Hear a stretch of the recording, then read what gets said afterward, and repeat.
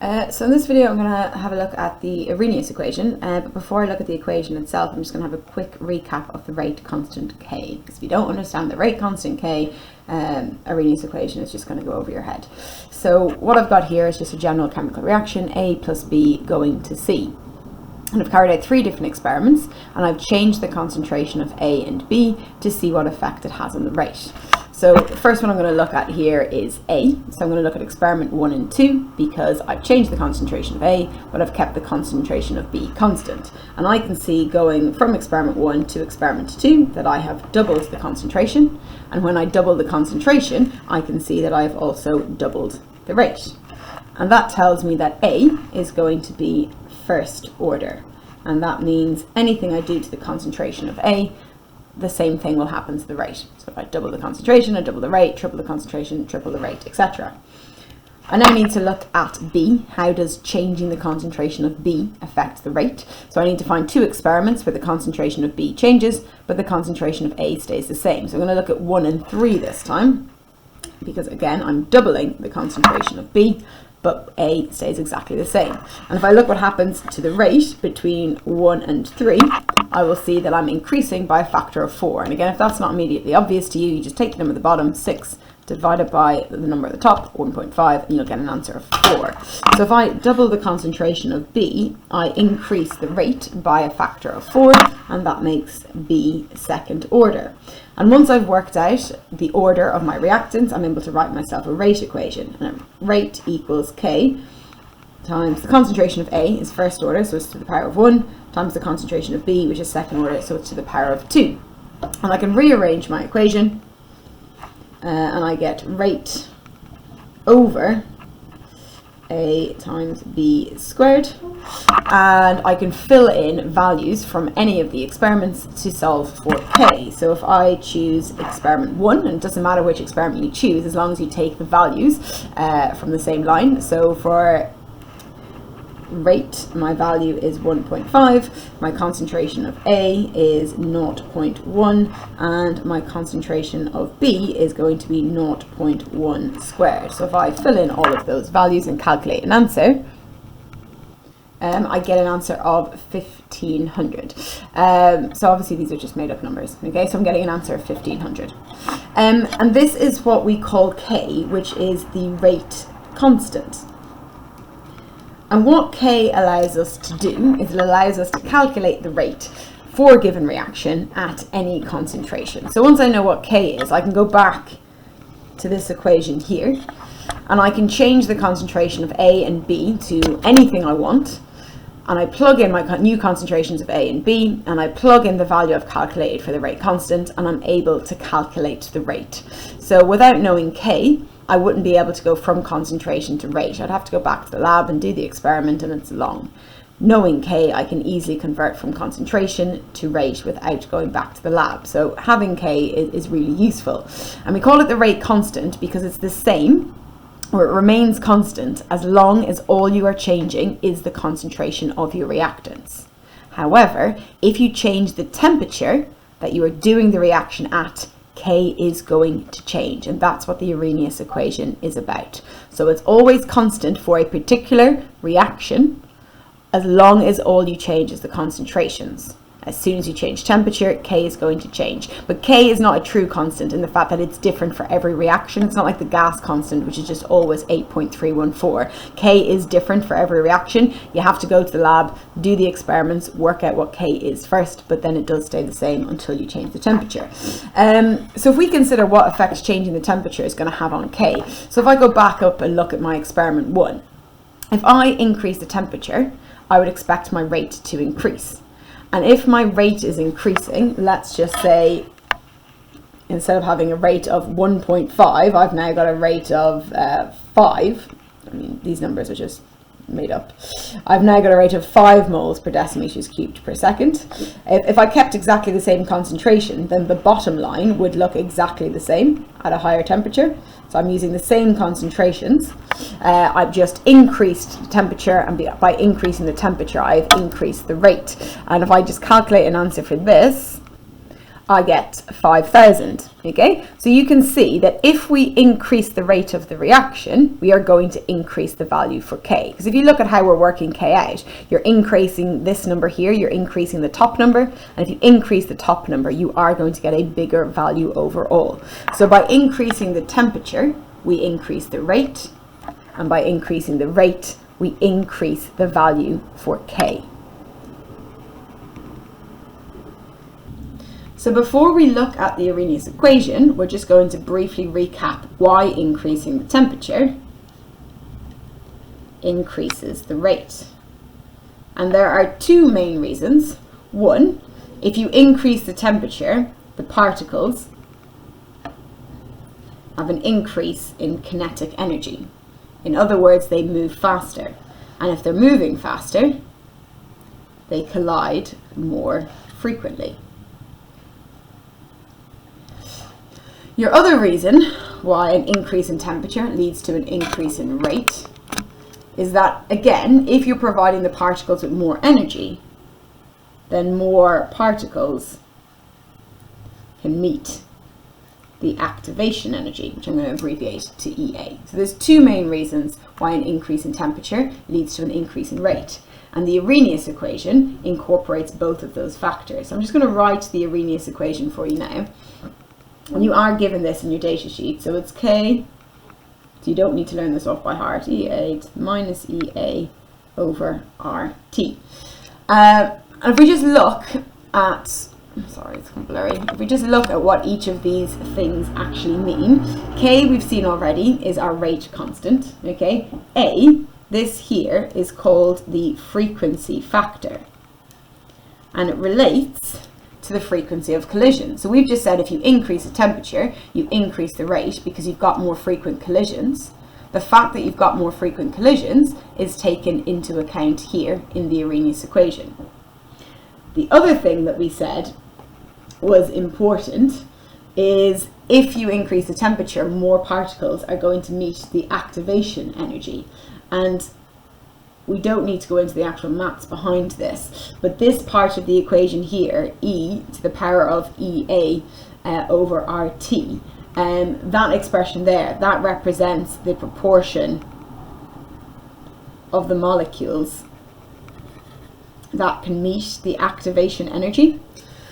So the two factors that increase the rate when you increase temperature are both incorporated into the Arrhenius equation. The thing about it though is if you were trying to use this equation to find out K, I mean you can't, because you're not going to know the percentage of the particles that are colliding, and you're not going to know the activation energy. So in terms of using this equation to find K, it's not actually useful. You're not going to use this equation to solve for K. What you're going to do instead is you're going to experimentally find K at a number of different temperatures. So you'd have to go through this process again, okay? The orders are not going to change when you change the temperature, so you already know what your orders are. But what you'll have to do is carry out this same reaction at multiple different temperatures, and you'll get multiple different rates, and then you'll get multiple different values for K. So you'd carry out this, let's say, just give a quick example. Hold on, I'll pause this and I'll write down a little example so it doesn't take too long. Sorry, just scribble down some examples here. So if I went back to my original reaction, A plus B makes C, I'd carry it out at a range of different temperatures and I'd measure the rate each time. And because temperature doesn't affect the order, I can still use exactly the same rate equation that I was using, and I'd rearrange that in the same way, and I would calculate K by just plugging the concentrations in. So I'm assuming that the concentrations for both are 0.1. And as I can see, as the temperature increases, the rate increases, and so does the value of K increase. So I'm finding out K, I'm getting these values experimentally by carrying out that same reaction at a number of different temperatures. So if I can work out K by just carrying out the experiment at a number of different temperatures, well then what's the point of the Arrhenius equation? If it's not to find K, then what is it for? And the answer to that is if you take the log form of the Arrhenius equation, and again you are given the log form in your data sheet, so you don't need to learn this off by heart. The log form of the Arrhenius equation is really useful because you can plot it on a graph, and from that graph you can work out what the activation energy for the reaction actually is, and you can also work out the frequency factor, so the frequent or the percentage of the molecules that are actually colliding, and how that's increased with temperature. But to be able to plot this on a graph and get a straight line graph, you're going to have to say, so this is what they'll typically do. They'll give you temperature and they'll give you the values for K. So just like I've done up here, you're doing the experiment at lots of different temperatures, you're getting lots of different values for K. And then what you'll need to do is you'll need to, whatever value they give you for temperature, just say it's 273, 293 and 313 like I have above. You have to do 1 divided by temperature and fill those values in. And then whatever answers they give you for K, which I said was 1500, 3500 and 5500, which again are totally bizarre values, you then have to find log of K. And again, to do that on your calculator, I know I'm saying the word log, but it's this button here, the LN button, and you'd fill in 1500 and you'd get an answer of 7.313. Okay, so they'll give you T, you find 1 over T. They'll give you K, you find log of K. And once you've got those values, 1 over T and log of K, you are able to plot a graph. Log K will be on your y-axis, 1 over T will be on your x-axis, and you get a nice, sorry, something's over there, you get a nice straight line graph. And what you can then do with this graph is the gradient of your line is going to equal minus EA over R. So you'll find the gradient just using change in Y over change in X. You'll put that equal to minus EA over R. R is your gas constant, 8.314. So once you've got your gradient and you already know your gas constant, you can rearrange and you can find out what the activation energy is for a particular reaction. The other thing you can do with this graph is wherever your graph cuts the y-axis, that equals to log A, and log A represents your frequency factor, so the number of the molecules that are actually colliding. And if you know what log A equals, you can then solve for A. So we're going to just do, I think they have an example here where they actually do it out. Actually, I'm going to find a question and I'll do out the question. So I'll show you how you use this equation and how you do log A. I'll just do a few examples from the exam questions. Just hold on, I find one. Right, so I found your typical question. All right, so they have plotted a graph of log K versus 1 over T. And I want you to use this graph to find A. Wherever the graph cuts the y-axis, that equals to log A. Now that's not the same as equaling A, okay, but it's a start. So what I'm going to do, what I'm going to do is I'm going to look closely at exactly where this line is cutting that graph, and I would say it's cutting it at, that would be 31, around 31.5. So I'm going to say that 31.5, which is my y-intercept, equals log A. Okay, now you can't just say therefore 31.5 equals A, and they've given you that answer there as a kind of a distractor. You need to be able to find out what A equals. And to do that, if you go here on your calculator and you find that button for log, you'll see above that log there's an E. So if you press shift and press that button, you'll get E. And to get rid of the log from your equation, you need to use E. So it's going to be E 31.5 equals 4.789 by 10 to the 13, which rounds to 4.79 by 10 to the 13, and my answer is D.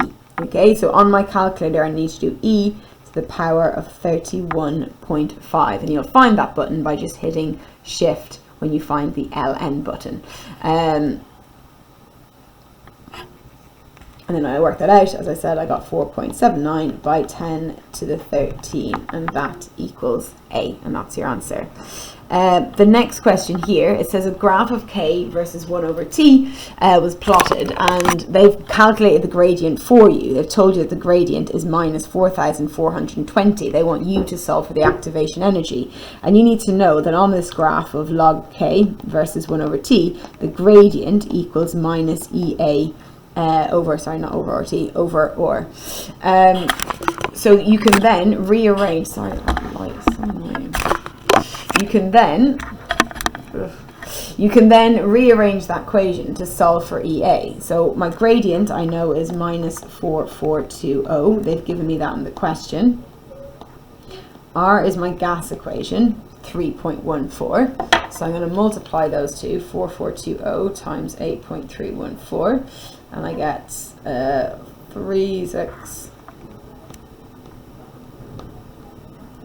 36747.88 by multiplying those two, and that will be a minus, and my EA is still minus, but then those minuses are going to cancel out, and that's going to be my value for activation energy. Now you might initially look and see, oh, but that's not one of your possible answers. Okay, they're asking you for the activation energy in kilojoules per mole, and when you work out activation energy, your answer will always initially be in joules per mole. So I have to take my answer, divide it by 1,000 to work out what it is in kilojoules per mole, and I'll see that my answer there is C, 36.7. Now they also give you minus 36.7 as a distractor, okay, but because I've got a negative gradient and I've got a negative in my expression, those two negatives will cancel out and it will be a positive value, 36.7.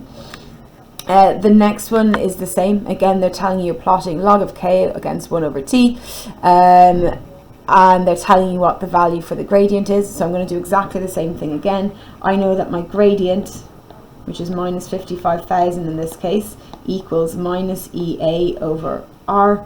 R is my 8.314, so it's going to be 55,000 times 8.314, and I get, this is going to be minus 457,270, and that equals minus my activation energy. Those negative sign will again cancel, so I've got 457,270. Again, that value is not there because you're getting it in joules. You are asked for it in kilojoules, so I'm going to divide my answer by 1,000, and I'm going to get 457, which is one of the available answers, and my answer there is going to be D. The next question here, and this is typical of what you'll get in a longer question, they ask you to draw the graph. So they've given you the temperatures and they've given you K, but in order to plot the graph you need to get 1 over T and log of K. So you're going to have to take that value there, 290, and you're just going to do 1 divided by 290, and you're going to get 0.03 recurring. 1 divided by 290, yeah, which I can write the same way that they have to make it easier for myself, 3.45 by 10 to the minus 3, okay? So I'm going to fill that in the same number of significant figures that they've used, 3.45 by 10 to the minus 3, and then the other gap that they've left here is for log of K, so they tell you the rate constant is 1.99 by 10 to the minus 4, and again that is the button that you're pressing, this one here, and it's going to be 1.99 by 10 to the minus 4, and that equals minus 8.52, and again I'm going to use the same number of decimal places. So I'm going to fill in that table. They might ask you to do the entire thing, so lots of 1 over t's and lots of log k's, so just make sure you do that carefully. And then they want you to plot a graph and then calculate the energy, the activation energy. So you'd have to use the values that you've got here. You're going to put 1 over t on the x, you're going to put log of k on the y, you're going to plot a graph, you're likely going to have a negative gradient. And once you've drawn your line, you're going to have to get the gradient of that line using change in y over change in x. And once you know the gradient, you put that equal to minus EA over R, and you solve just like what we've done in the questions above. But do practice drawing those graphs. Don't just assume that you're going to be able to do it on the day. Do practice drawing them. The next question I'm going to have a look at first. sorry, this question is actually just asking you to write your rate equation and calculate K just normally. So you look and you see how your concentrations are changing how the changes in concentration affect rate. You'll work out the order with respect to each of your reactants. You'll write a rate equation, and you'll choose one line to plug in and calculate K. But it's the next part of the question that focuses on the Arrhenius. It says that if you change temperature, you determine the rate constant again, and how you could then determine the activation energy graphically. So you would need to say what you're going to plot on that graph, and you're going to plot a graph of log K and 1 over T. Okay, so you have to specify that that's what you need to do first. Once you've plotted your graph, you are going to get the gradient, and the gradient is going to be equal to minus EA over R, and then you can solve, so you can write then, rearrange your equation to write what your activation energy equals. So your activation energy then equals minus your gradient times R. Not right. Yes. So rearrange your equation to show what your activation energy actually equals. And that's all you need to do for those 3 marks. The next question again on Arrhenius, same sort of thing each time. This time again they've plotted the points for you. I assume they then want you to draw a line of best fit, and once you've drawn that, calculate your activation energy. So you're going to draw your line of best fit, then you are going to get the gradient of that line and solve again using minus activation energy over R. So they do ask the same questions on Arrhenius over and over, and then use the graph to calculate the value of the pre-exponential factor A. What you would need to do there is you initially join up your lines here with your line of best fit. It obviously doesn't go to the whole way to the y-axis. What you need to do is extend that line so it does cut the y-axis, and wherever it cuts the y-axis, you'll write log A equals I'm going to say my log A equals 31.5, but I obviously have done that without a ruler. And then I need to solve for A, and remember, when you're solving for A, to get rid of that ln, you press shift and your ln button, you get E, and then you do 31.5, plug that in there, and you get 4.78 by 10 to the 13. Again, my answer is not going to be accurate, I haven't used a ruler, but that's how you would solve for that. And there you go, they're your typical questions on Arrhenius. So you're not going to use the Arrhenius equation to find K, you'll still find K experimentally, but then once you've got K, you can plot these graphs, you can work out the activation energy for the reaction, you can also work out A, which is your frequency factor. You are given the Arrhenius equation on your data sheet, so you don't need to learn it off by heart, and you don't need a deep understanding of log and E or any of the rest of it. You just need to know how to be able to answer these questions. So don't get bogged down in the maths, just make sure you know which buttons to press on your calculator, and you should be okay in terms of Arrhenius.